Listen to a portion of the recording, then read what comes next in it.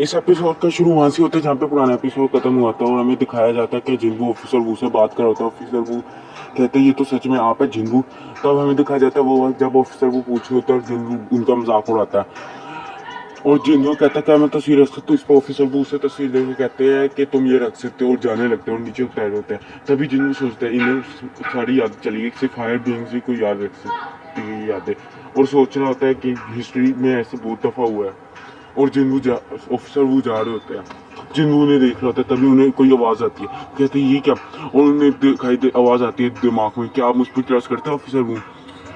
और तब वो कहते हैं हाँ मैं करता हूँ। तभी उनकी आंखों के आगे सारी यादें आनी शुरू हो जाती है कि क्या हुआ था। शैडो मुनार्च हम पे हमला करने आ रहे थे, शैडोज मुनार्च हम पे हमला करने आ रहे थे, और वो सारी यादें आ रही होती जंग की जब वो हुआ था। और ऑफिसर वो घबरा के नीचे गिर जाते हैं, और वो कहते हैं क्या हो रहा है मेरे साथ, और उन्हें सारी यादें आ रही होती है। और वो सोच रहे थे इस बच्चे का नाम सच में जिन्नू है, और उन्हें सारी फ्लैशबैक में वो सारी यादें आ रही होती है, और वो सोच रहे थे ये क्या हो रहा है मेरे साथ। हमें दिखाया जाता है वही वक्त जब ऑफिसर वो जिन्नू से मिले होते हैं, जब उन्होंने जिन्नू के साथ लड़ाई में गए होते हैं पहली दफ़ा। वो ऑफिसर वो ने जिन्नू की साइड ली थी, सारी उनकी यादें आ रही होती हैं। ऑफिसर वो और जिन्नू को सारी बातें जो हुई थी वो सारी ऑफिसर वो को याद आ जाती है, उनका हालत खराब हो रही है। तभी उन्हें दिखाया जाता है, ऑफिसर वो पूछते अब तुम क्या करोगे, तो वो कहता है मैं उनसे लड़ाई करने जाऊँगा। ऑफिसर वो कहते हैं मैं कोई मदद कर सकता हूँ उस पर। जिन्नू कहते हैं नहीं, मैं सारा खुद कर लूँगा अकेले। और इस पे और हमें वही सीन दिखाया जाता है जहाँ पे कैप्टन ऑफ जिन्नू के दोस्त को पढ़ के लेके जा रहा होता है, कहते हैं हमने इसे हॉस्टेज बना के रखा है।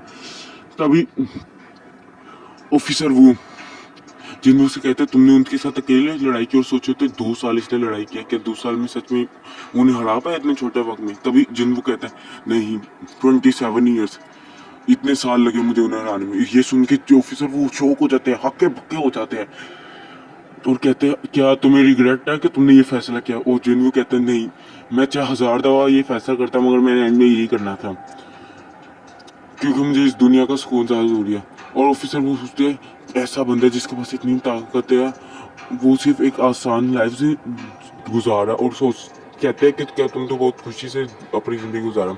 इसमें जिन्नू कहते हैं हाँ मगर मुझे अपनी जिस्म को बार बार चेंज करना पड़ता है क्योंकि मेरी बॉडी एक ही कंडीशन में रहती है, अब मैं उम्र बढ़ नहीं सकता।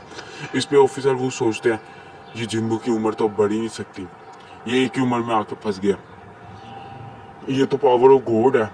और वो खुद कहते हैं कुछ स्पेशल है तुम्हारी जिंदगी में आगे करने का। तो कहते हैं कि नहीं, वो ऑफिसर वो कहते हैं तुम पुलिस को क्यों नहीं ज्वाइन कर लेते।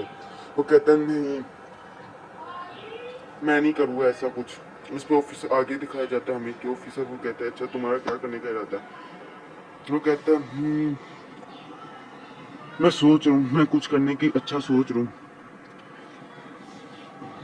और जिन्नू जाने लगता है ऑफिसर वो का अलविदा कह के। और जिनको कहते हैं ऑफिसर वो कहते हैं मैं तुम्हारे जवाब का इंतजार करूँगा, क्या तुम पुलिस ज्वाइन करना चाहते हो। ऑफिसर जिनको कहता है नहीं भूल जाए। इस तरह भी हमें डेजर्ट का सीन दिखाया जाता है जहाँ पे एक ट्रैवलर फंसा होता है और कॉल करके कहते हैं यहाँ पे एक एमरजेंसी हो गई है। वो पूछते हैं लड़की की कैसी किस किस्म की एमरजेंसी हो गई है। इस पे वो ट्रैवलर कहता है कि यहाँ पे मुझे लगता है बहुत खतरनाक है।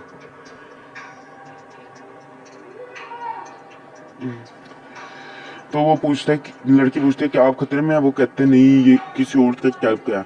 वो कहता है कि ये जमीन वो कहते हैं बहुत अर्जेंट है, ये मुझे बताना ज़रूरी लग रहा है कि बहुत ज़्यादा वो है क्रैक हो रहे हैं। इस पर वो कहते हैं कैसे क्रैक, क्या आप उन्हें देख सकते हैं, कहाँ पे क्रैक हो रहा है, ज़मीन में क्रैक हो रहे हैं डेजर्ट के बीच में।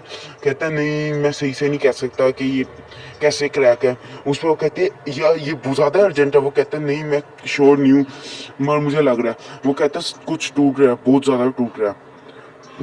तो कहते हैं क्या आप मुझे अच्छे से बता सकते हैं कहाँ टूट रहा है, कैसे टूट रहा है, क्या टूट रहा है, कौन से क्रैक। तो कहता है हवा में आसमान में टूट रहे क्रैक सारे। फिर हमें दिखाया जाता है कि आसमान में इतने सारे क्रैक हुए होते हैं, ये देख के बड़ा अजीब लग रहा होता है। तब हमें शाम का सीन दिखाया जाता है जहाँ पे जिन्नू और इग्रेस बिल के मैथ कर रहे होते हैं। एक तो ये बड़ी मजेदार बात है, शैडो मून आर्क्स को मैथ करना पड़ा है। तभी जिन्नू कहते हैं ये कैसी फीलिंग है।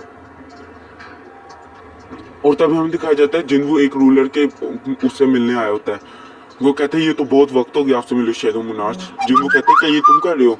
वो कहता है नहीं ये मैं नहीं कर रहा, ये हम नहीं कर सकते। तो कहते हैं फिर कौन है, तुम्हें कुछ पता है ये वो कहता मुझे नहीं पता ये कौन है, मगर ये हमारा तरीका नहीं है ऐसे ट्रेवल करने का, आपको तो पता ही है हम दूसरे तरीके से इधर आते जाते हैं। तो जिन्हों पे पूछते हुए कहता है क्या तुम्हें कुछ पता है ये कौन सी बीइंग्स है, कौन से क्रिएचर्स है जो अब अर्थ की तरफ आ रहे हैं। कहता है हाँ वो टाइटन्स है, ये पूरी दुनिया में फिरते हैं यूनिवर्स में। और वो पूछता है जिन्हों कि वो इधर क्यों आ रहे हैं। इस पे जीवो कहते हैं वो एक ऐसे प्लेनेट की तलाश में जहाँ पे बहुत सारे पत्थर हो, क्योंकि वो पत्थर खा के जिंदा रहते हैं और उनका नाम टाइटन्स बताते हैं कि इन्हें टाइटन कहा जाता है। और वो कहते हैं ये इसी वजह से तुम्हारे अर्थ को खाने के लिए कंज्यूम उसके पत्थर खाने के लिए आ रहे इधर। इस पे वो कहते हैं अब हमें क्या करना चाहिए, क्या ऐसा पहले भी हुआ है कपल रिकार्नेशन से पहले। इस पे वो कहता है हाँ ऐसा पहले हुआ है एक दफ़ा, तब की आपकी कपल रिकार्नेशन की वजह से वो सब कुछ उन्हें याद नहीं रहा होगा, मगर वो आपकी पावर की वजह से आ रही इस इधर, आपकी पावर इतनी ज़्यादा है। इस पे वो कहता है अब हमें क्या करना चाहिए। इस पे वो रूलर कहता है कि हमने अभी काम शुरू कर दिया और हम अर्थ की तरफ निकलना शुरू हो गया, आप फौज लेके आपकी मदद के लिए। इस पे जिन वो कहता है नहीं जब तक तुम आओगे बहुत ज़्यादा वक्त हो जाएगा, ऐसा नहीं किया जा सकता, तुम 2-3 साल तो लग जाएगा, तब तक वो पूरी दुनिया को तबाह कर देंगे। वो कहता है मैं इस सबको खुद संभालूंगा, I will take care of this by myself. तभी हमें आर्मी बेस का सीन दिखाया जाता है जहाँ अमेरिकन आर्मी ने सारा वो कंट्रोल करके रखा होता है, बेस बनाया होता है, लिखा होता है तुम इधर नहीं आ सकते, तुम इधर नहीं आ सकते, कीप आउट कीप आउट। तभी वो कहता है एक प्रोफेसर ये मेरे इतने साल हो गए मगर मैंने आज तक ऐसा कुछ नहीं देखा अपनी जिंदगी में, मैं पता नहीं कर पा रही है क्या क्लाइमेट चेंज में हो रहा है या क्या हो रहा है। इस पे वो आर्मी जनरल कहता है क्या आप भी पता नहीं लगा पा रहे। तब एक बंदा कहता है मुझे 30 साल हो गया मगर मैं पता लगा ही नहीं पा रहा क्या हो रहा है। तभी हमें दिखाया जाता है वही क्रैक चीज के नीचे आर्मी जनरल होते हैं। तभी एक वो आर्मी जनरल कहता है अगर कुछ भी हुआ ना तो और हमारे एनिमी है तो उन्हें मार देना।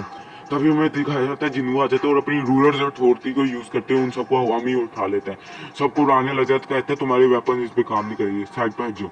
और जिन्हों सबको उड़ा रहा होता है ऐसे जैसे वो बच्चे हो, खिलौने हो।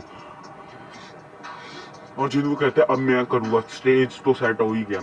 और आसमान टूटने लग जाता है और कहते हैं मुझे आवाज़ आ रही है, ऐसा फील हो रहा है कि वो इधर आ रहा है, मुझे उनकी सांस फील हो रही है। और वो अपने हथियार निकालने लग जाते हैं और सारे हथियार निकालते हैं, उनमें से जो सबसे पावरफुल हथियार होता है जो उसे वो चूज कर लेते हैं और कहते हैं अब एक मुनार्च से तुम्हारी लड़ाई होगी, you will going to fight a monarch who is also an hunter, जो एक हंटर भी है। और यहाँ पे हमारा एपिसोड खत्म हो जाता है, चलो भागो यहाँ से।